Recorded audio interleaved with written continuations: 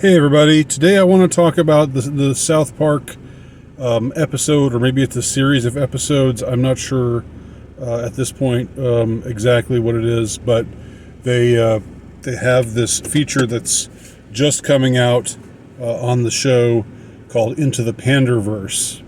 And from what I have seen and what I gather, what I understand, this is a vicious attack on wokeness, on political correctness, in the form that it takes in show business, with casting other races besides white people, erasing white men and sometimes white women as well, and just shoehorning all kinds of whatever's trendy, whatever is righteous, whatever is the new big thing, into a series where it doesn't belong, whether it's LGBT, whether it's anti-white politics, or forced diversity, or what have you. And the this episode or series of episodes or whatever it is on South Park seems to specifically target Kathleen Kennedy, the much loathed current president of Lucasfilm, which is a part of the Disney Corporation, which has come under increasing fire in recent years for their indulgence in just these kinds of things that I've been discussing. So this is apparently a rather scathing depiction of wokeness and political correctness and corporate virtue signaling and all kinds of things that definitely need to be skewered. And my impression is that this episode this episode of South Park does indeed skewer all of those things. And it's gotten tremendous hype. People who have seen it say it's great. I haven't seen it yet, but I anticipate that it will be good. Now, here's my take on all of this, because I've had a growingly jaundiced view of anything, any movement or any scene that obtains some kind of mass consciousness. It's my impression that I'm not going to say everything's a psyop, and nobody really means what they say. I want to make it clear I'm not going that far. There is such a thing as sincerity, and I think that amongst what is called the anti-woke backlash, there are a lot of really sincere people. It's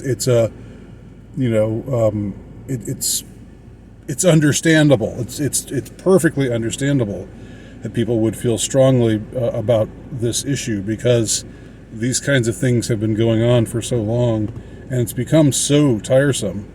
There's an emerging consensus surrounding these kinds of issues, and of course, the left side of the of acceptable contemporary discourse, the left side just always says, oh well, these are just incels, these are just angry white males who are racist and sexist and homophobic and blah blah blah. But that's not really sustainable, right? If you want to manage society, if you want to simultaneously push society in a certain direction, which I definitely think the powers that be are doing for purposes that are reasons that are mostly nefarious, if not all nefarious. You can't just do that. You also have to have what gets called controlled opposition. You also have to, enable a kind of, what would you call it? Some kind of pressure valve, something that takes the pressure off a little bit, that lessens people's anger, that makes people say, "Oh well, not everybody out there is totally crazy and totally horrible and totally evil and just wants to destroy us all."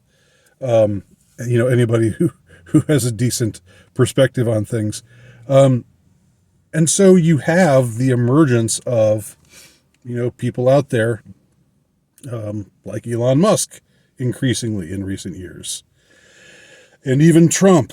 I'm not necessarily casting aspersions on Musk or Trump, or others. Like, I don't know, Daily Wire people, Matt Walsh, Ben Shapiro, or others who are out there very visible, who are not being canceled, and who are taking the right side of what's acceptable to believe in contemporary discourse. I mean, if the so-called Overton's window, which has never been a metaphor that I've liked. I've always cringed at it. I've never particularly appreciated it. Just I don't know, aesthetically or anything. But of course, what it refers to is useful, which is what is acceptable now as opposed to what had been acceptable before. And so they talk about moving the Overton's window. Well, you gotta, in a situation like that, you've got to have some people out there who are empowered to mollify the half of the country, at least half of the country, that's not down with all of this. And in recent years, of course, they've been really pushing things hard, much harder than they had been prior to, say, 2015. In the last 7 or 8 years, roughly concomitant with the emergence of Donald Trump onto the scene. He emerged onto the scene in a big way in 2015, and right around that time we saw things get much more intense, much more heated, much less mellow, and so we've seen this all, and it continues to this day. But again, my prejudice, it is just a prejudice, but it's an informed prejudice, because I don't have any insight into the power structure. I'm just a guy, right? But it's my increasing impression that we can't really look up to the kind of people who are making up this controlled opposition and think of them as, oh well, their hearts are in the right place. Maybe their hearts are in the right place, and maybe they're just being used, or maybe their hearts are in the wrong place, but they're pretending to be righteous in the way that we see, the way that we define righteousness. If we're good, traditional, decent people. Maybe they're just doing that again because it's a necessary role they have to play. With someone like Elon, I definitely have a hard time thinking that an incredibly powerful multi-billionaire media mogul can really be trusted. So I don't know. But I will also say, just to complicate things even more, that we shouldn't just be, how do I say this? There's a way of being jaundiced about in one's perspective or point of view of things, while at the same time allowing oneself to enjoy when somebody who may be controlled opposition, just gets a good zinger out there, or says things or tweets things, or I don't know, does things in some way that gets noticed that really is like, yeah, right on. There's a way of, I think that we should be able to it's kind of schizophrenic, I know, but I think there's a way we should be able to take that and appreciate it and, use it in a positive way while still, not not just giving up all of our credulity in the belief that these people, these incredibly powerful people, these media moguls, whether they're millionaires like Ben Shapiro or billionaires like Elon Musk or Trump, that they actually have our best intentions at heart. But we can still root for them on a certain level and appreciate them on a certain level. I think that it's overly negative. It's overly, dare I say, black-pilled to just say, oh well, Trump just said something great, but screw Trump because he's probably just controlled opposition. Well, he probably is controlled opposition, but we should still be able to get something out of, when he or somebody else, some other high-profile person, for whatever reason, says something that is reasonable, sensible, sane, and admirable. So this brings me back to South Park, and their Into the Panderverse special. I got really jaundiced on Matt and Trey a few years ago, and it was specifically around the year 2020, because it seemed to me that with their pandemic special and their vaccine special, they just basically sold out. I don't know if, they've been around for a long, long time. They haven't been around for as long as the Simpsons people have, but nearly as long. I remember when they were new. I remember in the late 90s when the South Park was this new and fresh sort of thing. But it might have been that when it first came out, it was, they were independent, they were autonomous, they just were doing what they felt like doing, and they were allowed to do it. They were given freedom to, make the sort of comedy show that they were interested in making. I believe at some point along the way, as they grew bigger and bigger, they must have had to make some kind of sacrifice to Moloch. I don't necessarily mean that literally, but the evidence to me for that is the stance that they took during the so-called pandemic. I got really burned on Matt and Trey with that whole thing. It didn't make me not appreciate the stuff that they'd done before that, but and I hadn't really been watching them in a long time. But by that point, I was sort of like, man, these guys are definitely not trustworthy.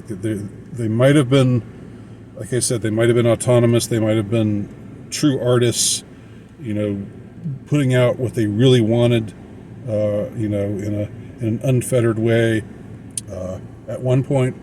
But now it's clear they're being used by people that I loathe and despise, and who are making our world into a dystopia, and I can't be down with that.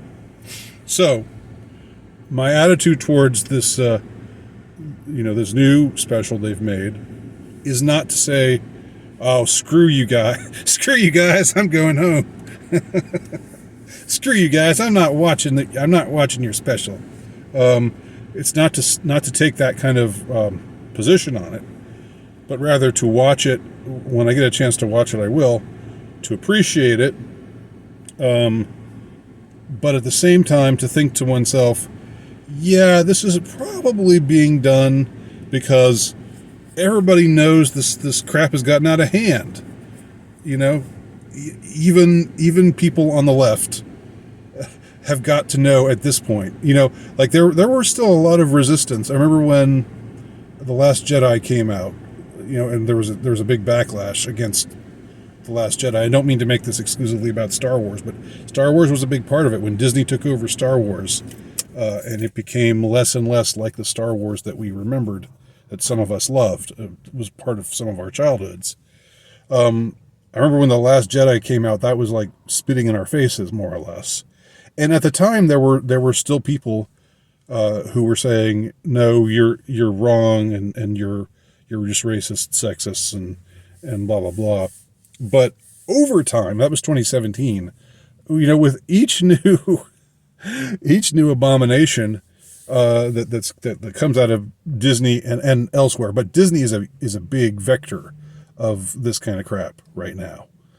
And I think they're more and more seeing, we maybe we kind of pushed things a little too far. We went too far too fast.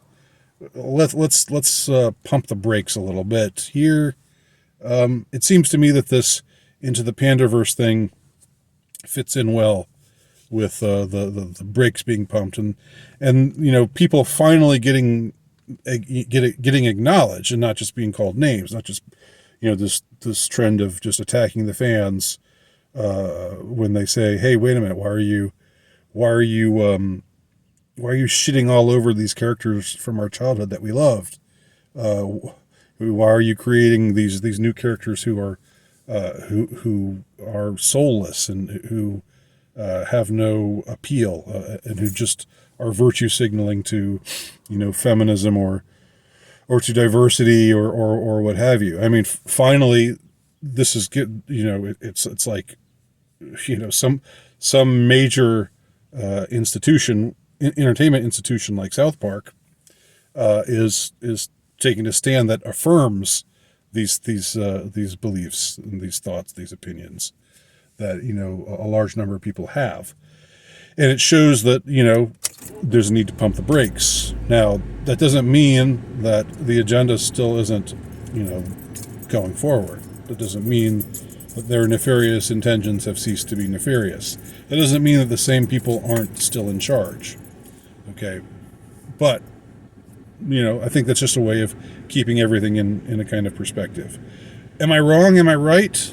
Let me know. Leave your thoughts below. I'm interested in hearing from you. Thanks for watching.